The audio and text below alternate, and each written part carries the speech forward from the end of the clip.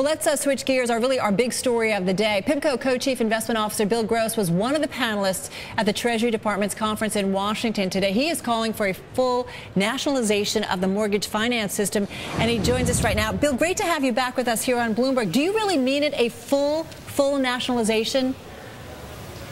Well, let's be honest, there could never be a full nationalization. There's always a room for the private marketplace to the extent that mortgagees would not qualify for government insurance. Then there's a private market. There always has been a private market. What I was trying to make in terms of my point was that this is a generational type of thing. Americans now know that housing prices can go down as well as up, and to the extent 10 to 20 years from now, do we expect that to change? No. And so the private market will not function the same way as it has over the past 10 or 20 years. So specifically then, Bill, when it comes to private capital, what role should private capital then play in the housing market going forward in your view?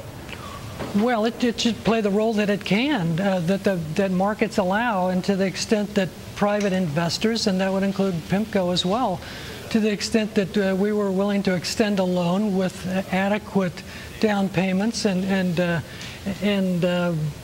appreciation potential, then the private market should allow a PIMCO or anyone else to participate. My point is that we haven't been doing that other than at interest rates of 6, 7, and 8%. That's the current market rate that's required to extend a mortgage privately, as opposed to through the agency level or through the government guaranteed level. And that type of interest rate is too high, much too high, and the down payment is much too high as well to permit a revival of housing.